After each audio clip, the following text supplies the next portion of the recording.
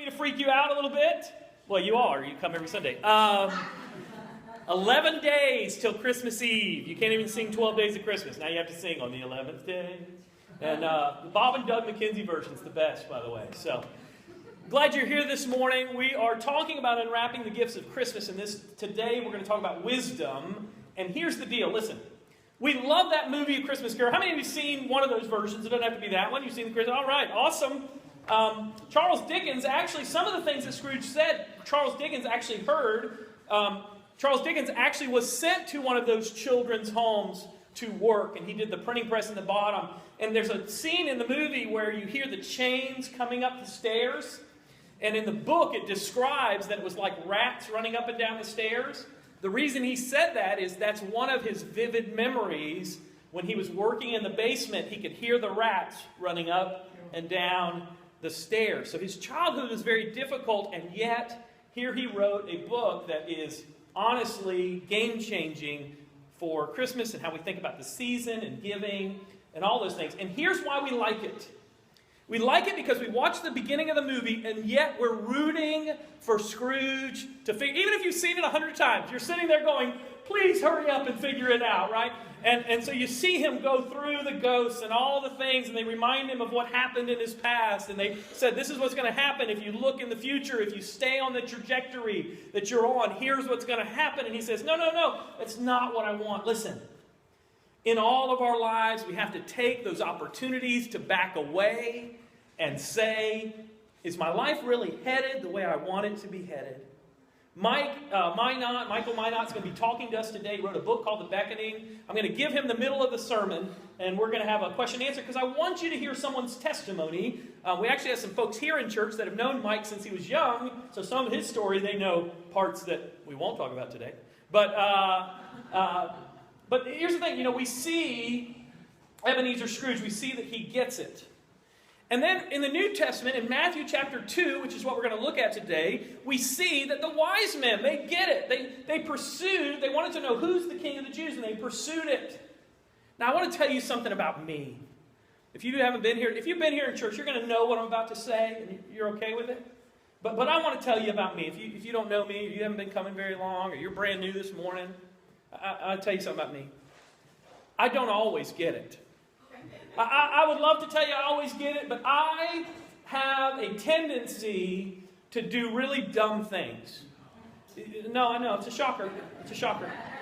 I'll never forget. Now, here I am, a leader, you'll notice the air quotes, a leader at a church, and I had a small group of guys. I had about 3 or 4 guys with me, and after our small group one Sunday night, I said, let's go to Burger King.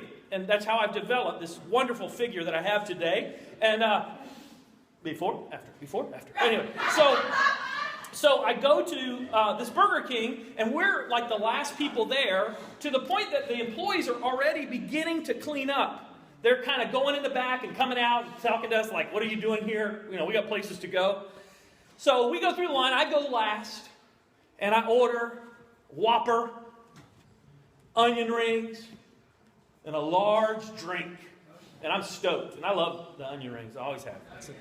It's also another reason for my figure. Anyway, so the kids all, the students all go through, and I get there, and we're talking, and they all go and sit down, and I'm sitting there, and I'm getting my drink, the self-service drink, which they really shouldn't allow me to do anyway. But anyway, so I'm getting my drink, and I look over, and this is a few years back. The place I'm talking about, the Burger King, is actually a David's Chinese food now.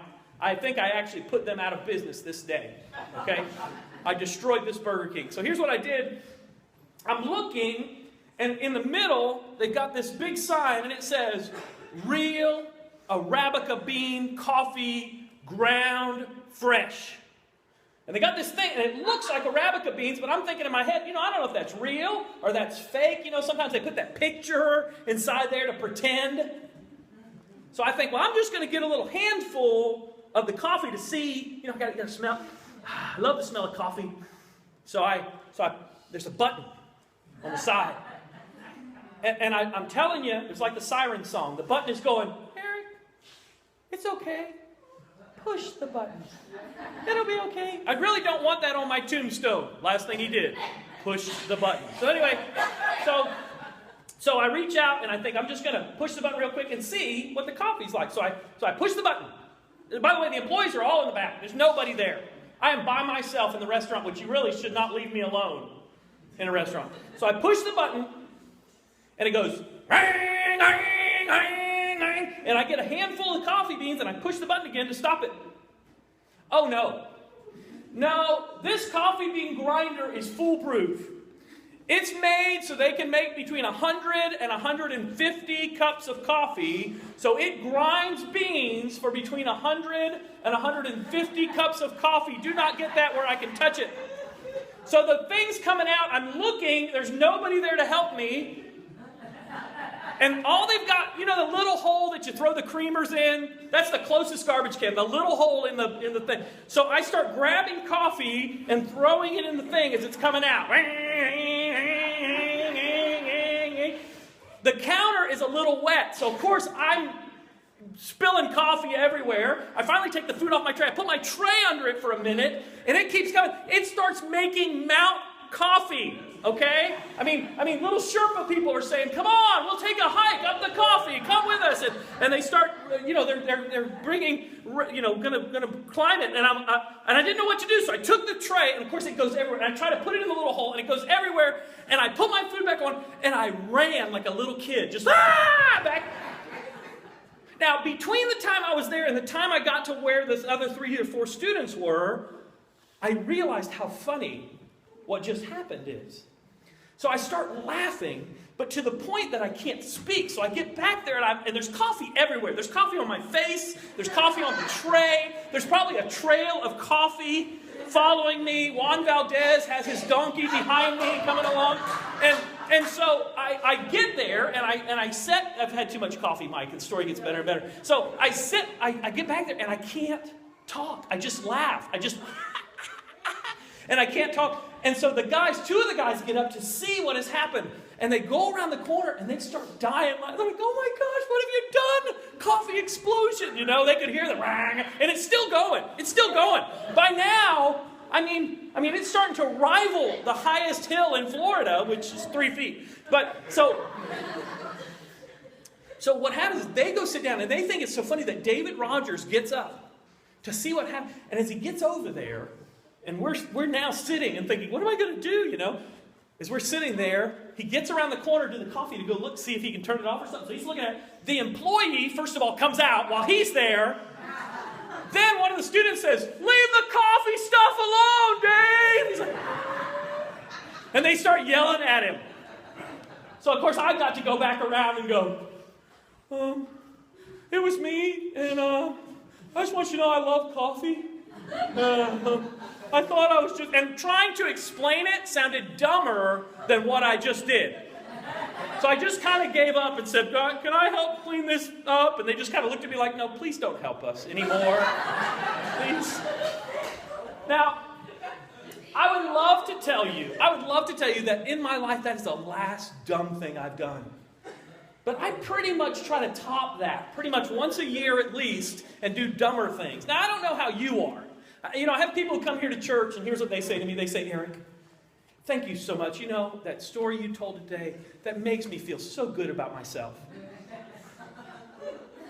And I've realized what they're saying is, you're a bigger idiot than I am, so I feel really good about me. Now, I want to look at... Here's the good news.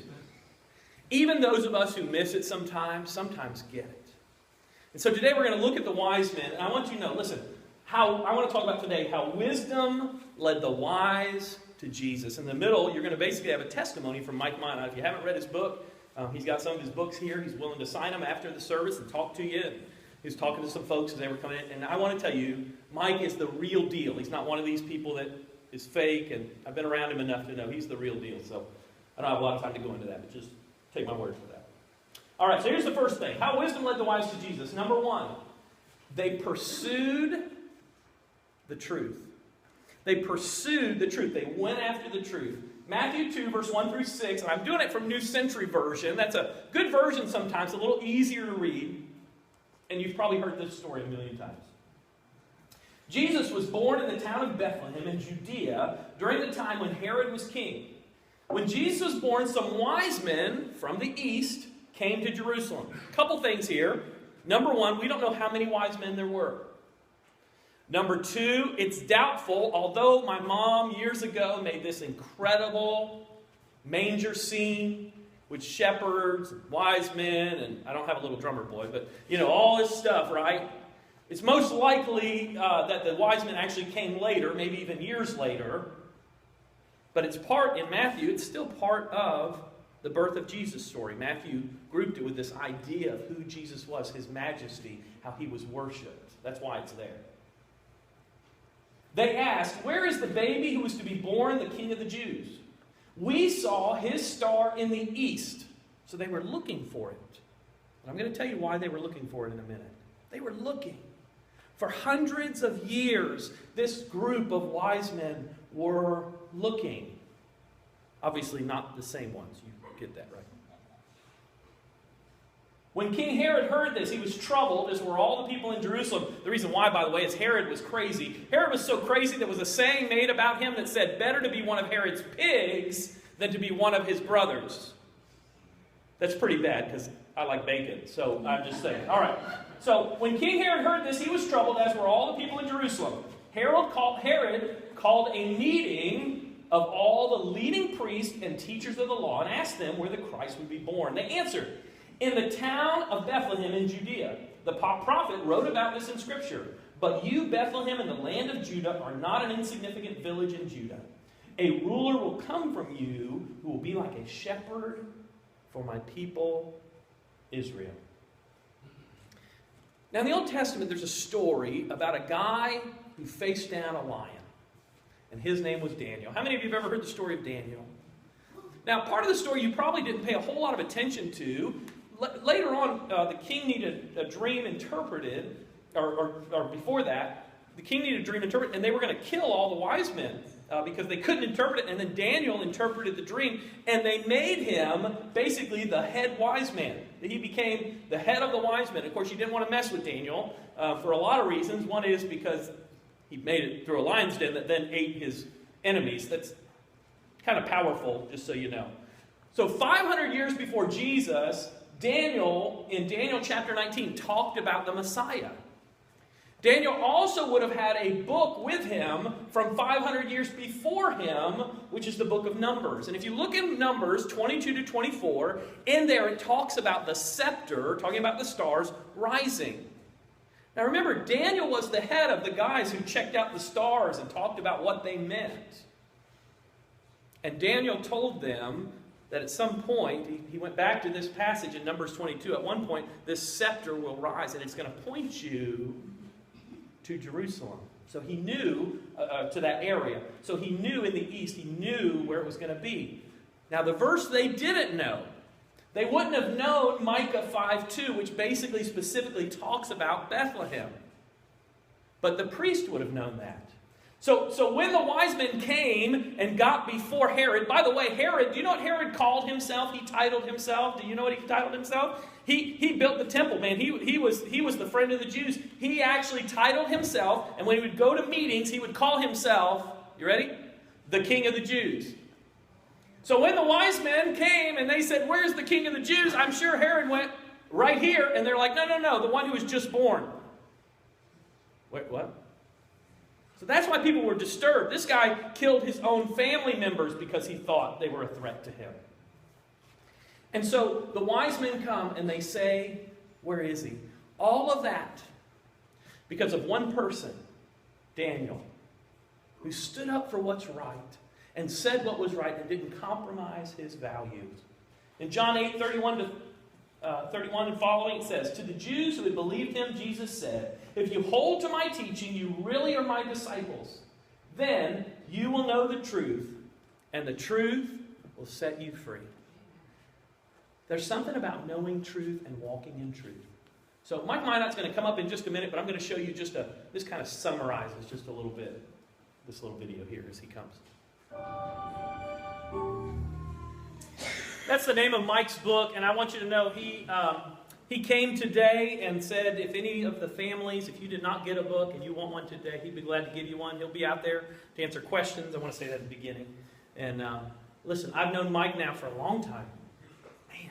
And he is a good man, and he is an authentic person. He is who he says he is. And so, Mike, I know this is described in your book, but just for some of the folks, you did not believe in God. You were an atheist and attorney. So why did you not believe there was a God? What were you skeptical about? Well, first, let me thank you for having me. Thanks, it's an honor to be here. As far as my initial thoughts about life early in junior high and high school, I had a chance to read some portion of the Gospels and some other passages in the New Testament. But by the time I got to high school, my biology teachers taught that Darwin got it right, that there's a natural explanation for who we are, that we come from a series of natural selection processes, and that made sense to me, and I accepted that. In addition to that, a few years later, there was a number of Christian leaders that were in the news for all the wrong reasons. And as a result of that, that impacted me deeply, and it more, in essence, solidified my thinking regarding this. So I adopted an attitude that this was the only life that we had. I was going to go for the gusto, plan my life accordingly. So I kind of did a couple things. One was plan for my future, try and go get an education, have enough finances to provide for me and hopefully a family. But as well, and mostly on the weekends, live like there was no tomorrow. So I was kind of doing two things. Well, okay, and I want to kind of go with that for a minute because, you didn't know Mike before. Guy shows up at church and you think, well, he's, just lived life. So tell me, what really was your life like before? What did it look like? What was your pursuits? You said you had some pursuits. What were those things? From a long-term standpoint, I'd been playing tennis here in Brevard County, junior high and high school, and I had a college scholarship with that. So I played lots of tennis, both state tournaments, national tournaments, that type of thing. I would consider that playing hard. I enjoyed what I did. I played hard otherwise. And so I worked hard as well when I got to college studying. So play hard, work hard. Where'd you go to college, Mike? I went to the University of South Florida in Tampa, and I went to the College of Law at Florida State University. I thought a few of them might enjoy that. Is there any FSU fans here?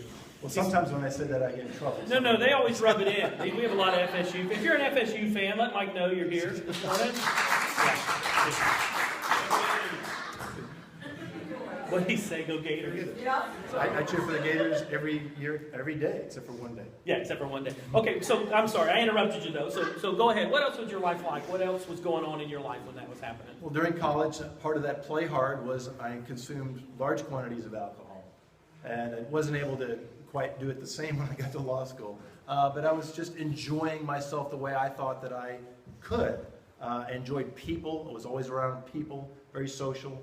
And so doing things, traveling with other folks, again, just enjoying myself. So money, success, and a cool car. You got to tell everybody what car you had. I can't leave this out. But when I finished law school, I came back to Brevard County. I ended up practicing here for 23 years. But as soon as I came back, now I'm really dangerous because I have money in my pocket, and coupled with this attitude about living life large. And so shortly after being here, I purchased a Mustang with 5 on the floor, a convertible, and it had a big engine in it. Yeah, 5.0, yeah. Convertible, 1987 Mustang. That was a great year. If you're not a Mustang fan, you can just kind of go, eh. But if you're a Mustang fan, it's like, oh, yeah, those were great. It was fun. Great cars. Now, so Mike, what challenged you or who challenged you about your life? You were living it up. You were living large, and everything was going great as far as you knew. So I met a friend while I was studying for the Florida bar exam. His name was Jim. Jim called me about 3 years after I had graduated. So I'm back here. Things are going wonderfully. I enjoy continuing becoming a better lawyer. The financial rewards were good. I thought life was going up each day at a vertical rate. It was just fantastic. I couldn't imagine things being better. I wasn't married, didn't have children, and my friend called me, pointed that out to me, said, you don't even have a roommate. And so this may be a unique time in your life. He said he and his wife had not only studied the scriptures, but they attempt to follow them, and it was very important to them. And so he gave me that example of he and his wife. Said, you may want to reconsider how you think about life. Watching me and how I was living my life, he and his wife talked and said that they would give me a call. And so I told him, I said, why would I even entertain what you're saying? I'm not asking those questions. I'm not trying to find answers to the questions you're asking me to ask. But I called him back shortly, probably the next day, I think. And I said, you're right about that time frame in my life, and I don't know everything. I don't know everything about science, even though I'm told that that's what explains who we are. I certainly don't know everything about the Scriptures, although I had read certain passages in the Scriptures. I didn't know that there was a scriptural story, and I needed to find out more about both of these things. So I started an investigation. I told them, this is not going to be on your program or anybody else's program. I don't want to be talked into anything, but I will look into these things.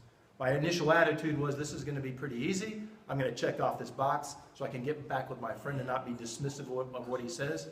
And a little casual reading, I'll say, hey, Jim, there's nothing here for me. But that's not what happened. Yeah, and Mike's one of these people. I know you don't all know him, but see, I'm one of these people that I get in the car and I get my iPhone out and I say, Siri, how do I get to Orlando? And Siri says, where do you want to go to Orlando? Food. And, she tells me, right? Mike's one of these people that he already knows not only where he's going, he knows what it's cost, how good the restaurant is, and how to get there, and if there's traffic, how to get there. I mean, he studies it out. Maybe I'm giving you too much credit, but he's pretty planned. He's pretty planned. And so when he pursued Christ, he looked at it as, I've got to check all these things off. So you do all that, and you kind of accept the challenge. And how did you come to faith in Christ? What did that look like? It's about a 4-month process, and it didn't end the same way it began, obviously. But as far as me, the way I read, the way I became a researcher, had something to do with some of my early reading. One of the things I point to is I was looking at articles and books on science, and of course, I knew, as we all know, that we live in a solar system with 8 planets that revolve around the sun. But I took a closer look at all that, and I determined, as some people before me had written about, that this is an incredibly complex and precise system of planets and sun and moons and things of that nature. I had not thought before about how each of the 8 planets are the perfect distance, traveling at the perfect speed, and have the perfect size so they maintain their perpetual orbits. They never rotate into the sun. They never rotate out into the rest of the galaxy. It is perfection beyond what is fathomable. In addition to these 8 planets, I just started imagining, with the approximately 160 moons that are orbiting around these planets, how incredibly precise this system really is. It threw me back in a way that, for days, I kept coming back to, how could I have missed this before? And so I became more of a researcher at that point. My thought was, what else am I missing that's so absolutely incredible? And so from a scientific standpoint, and also from a scriptural standpoint, I became much more of a researcher, staying up till wee hours of the morning, not because I had to, but because I was engrossed in what I was doing now. From that, somewhere around the 3 to 4 month period, I came to the point of, after researching what's in the cell and DNA and all kinds of things, some of which I write about in the book, that I had a confession to make that sounded like personal treason. I confessed that it was more likely than not, I believed that I was a created being. And so by this point, this thick wall of prejudices and all the bricks that I had put into this wall and the fortification just started coming down. And a few weeks after that, I determined that it was the God of the Scriptures who was that created being. I began talking to him as the Scriptures say to do, because I had read a lot of the Scriptures. I knew what to do by that point, and asking for his forgiveness. Wonderful thing. So then, a few weeks after that, continuing to talk to my Lord, accepting the wonderful forgiveness that he had for me, still hadn't told anybody what I was doing. This is kind of on the side. I didn't want to lose any friends for them thinking that I was turning loony. Oh, yeah, and tell them what your friend said about you when we get to that part. I'm sorry. Not quite there yet. Got ahead of you, yeah. I'm excited about that. So after a few more weeks, so there's a couple of few-week portions of this process, when I got to the end of believing that it was time, not some time frame that happened to transpire, but just when I felt ready, I started telling my family and my friends. The common reaction from my friends, again, here in Brevard County, was anyone but Mike. Anyone else but Mike Minot will come to Christ. That's awesome. So he came to Christ. That's pretty awesome. As a church, you can get excited about that. That's a good thing. And yeah, I guess that's okay. That's fine. No, that's awesome. And, his friends. Listen, and real quick to put it in your lap in the middle here, do you have a friend like that you think, there's no way? Maybe it's a relative, maybe it's a neighbor that you think, there's no way. Mike was that guy. And it wasn't during a low point in his life that he came to Christ. A lot of times it takes going through struggle, and a lot of times God uses pain to bring us to him. But in Mike's case, God brought him to him even in the middle of success, just by him questioning, why am I here? what is this? What is the purpose in life? And why all this structure? Why do these, I believe 9 planets, because I'm a Pluto guy. But, why do these planets, did you know the last 3 before Pluto spell sun? Saturn, Uranus, Neptune? There you go. Anyway, so, but why is all this order, all these things? Never let an ADD person on stage. Anything else we need to do? No, I'm done.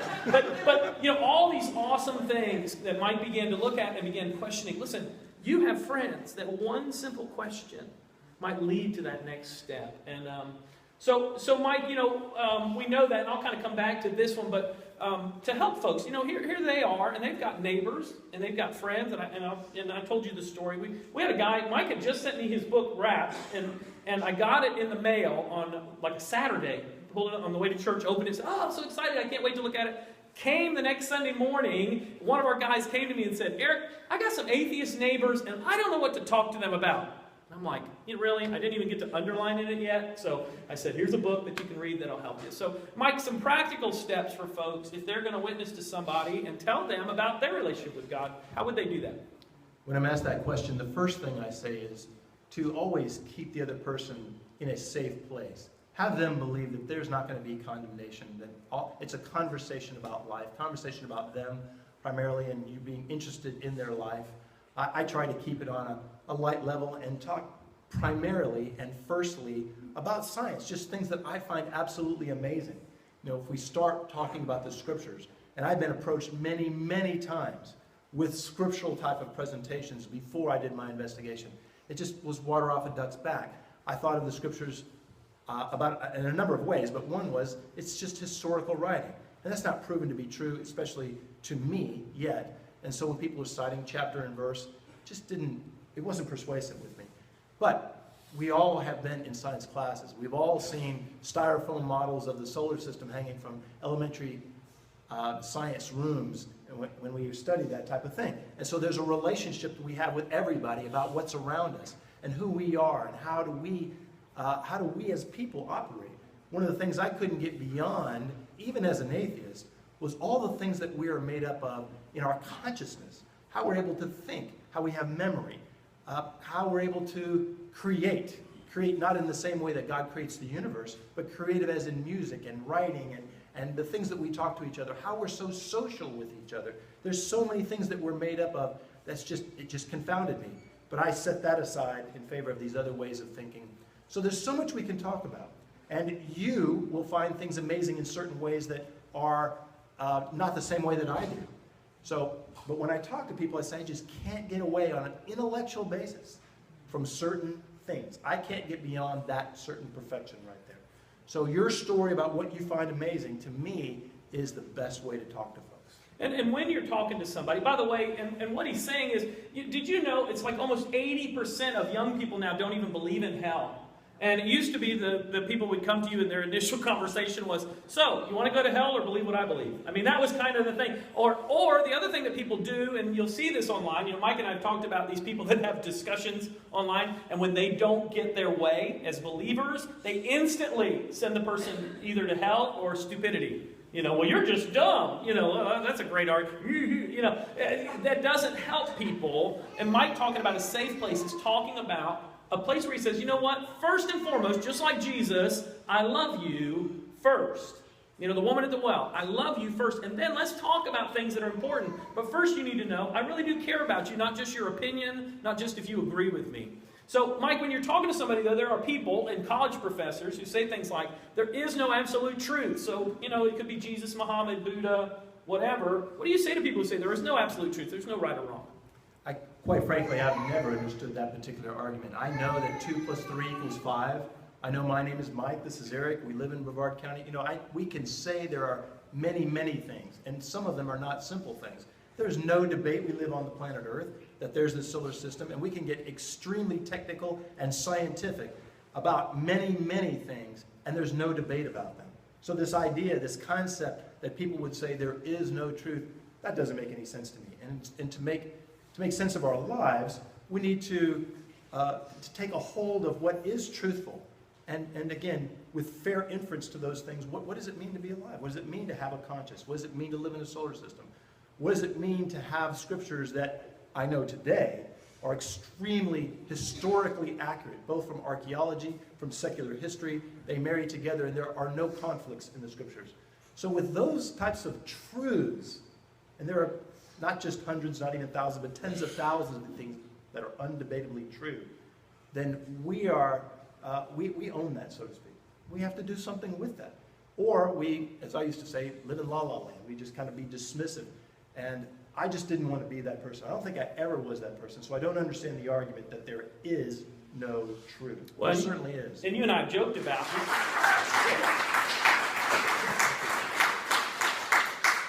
I truly believe what Eric just said, that Brevard County, particularly Port St. John, is a different place because of Eric Brookins. I believe that.